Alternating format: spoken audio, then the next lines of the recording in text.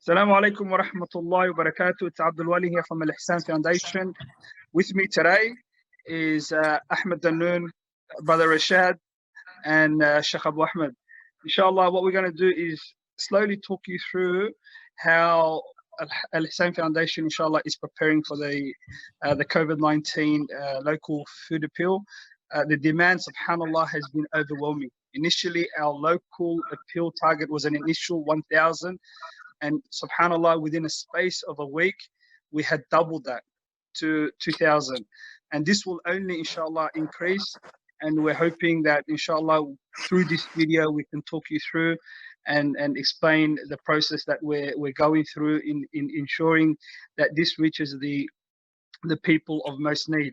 We are targeting the areas of most need, in particular the elderly, the vulnerable, and the Aboriginal community who are most in need. And subhanallah, there has been an alarming statistic that we've been seeing. Over 5 million Australians have experienced food insecurity in the last 12 months, and with the COVID-19, this is only going to increase. Ahmed Danoon? Yep, I'm here. Yes, Akhi, just if you can talk about just the whole process that Al-Ihsan Foundation has gone through with obtaining the beneficiaries and so forth. Yeah, alhamdulillah, we've contacted various community organizations in Sydney and outside of Sydney. Alhamdulillah, we've also liaised with many Aboriginal communities and organizations. Alhamdulillah, our beneficiaries, which Rashad will expand on, inshallah, cover, you could basically say all of New South Wales, or spanning over the whole of New South Wales. Subhanallah, the need is so great that we can't just stick to one area. We have to actually expand as much as we can, inshallah. These areas that we're going to are going to be in Nowra in the south coast, Shoalhaven area, Wallandilly Shire. The Wallandilly Shire has been hit with 2 calamities, one the bushfires and now COVID-19, and a lot of these people have no house, no job, and now COVID-19's struck in the area. We're heading down towards Ulladulla, Eden on the far south coast, which is right down to the Victorian border, and we're heading out west towards the South Australian border to Broken Hill, Wilcannia, Cobar Shire. So there's many regional areas where have been impacted by this calamity. I'll reward you guys. We just want to remind everyone as well, we're not only doing the aid work here locally in Australia, alhamdulillah, overseas, we're in many different countries as well, subhanallah. You know, alhamdulillah, we're living in a country where the government does give out assistance, and there's so many organizations and so many people with wealth here that are giving money out. But we can't forget the people overseas. For example, Syria, there's no government funding there. You know, so basically, if we cut off all our supplies and all our help to these people, vulnerable people, they're going to be left with nothing. So we're going to have to be very careful with that we don't cut them off as well. We're in Syria, we're in certain areas of Turkey that are helping out, we're helping out the Syrian refugees. We're in Lebanon, Bangladesh with the Rohingya Muslims that are there as well, and many other countries. We were planning initially to visit overseas in Ethiopia and to carry out our projects in Ethiopia, and to do. And it's important that, inshallah, we do not forget the people overseas, as Abu Ahmed has mentioned.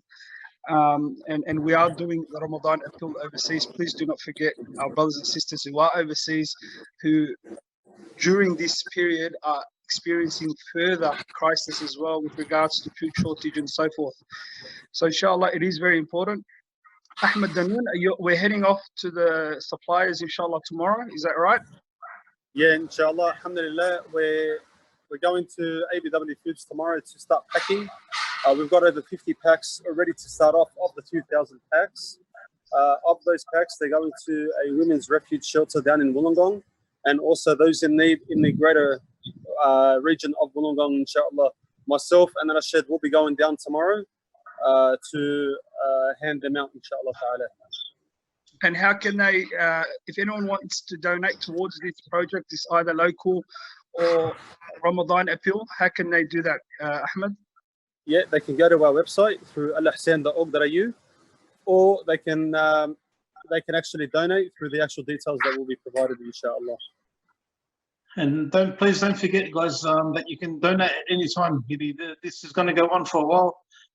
You know what I mean? So don't think there's a timeline. So whenever you have any extra funds or some side funds, as they say, you can donate it. And again, we're trying to get people to donate from our application, inshallah. You know, we're trying to tell people don't sort of leave the house, as the authorities have mentioned. So if you can't sort of like, you know, if you only have cash to give off, we are open in our office, inshallah, to take the cash donations, inshallah. But we prefer that you donate on through our application or online, inshallah. And also that brings up the topic of zakat al-mal. We're trying to encourage people to pay that sooner than later, because wallah, the need is very, very important at the moment now.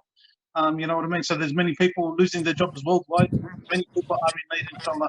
And it's very crucial that you don't hold on to your zakat al-mal. Make sure that you pay it this year. Remember, it's a major sin if you go over the timing of when you pay this, when you pay the zakat al-mal.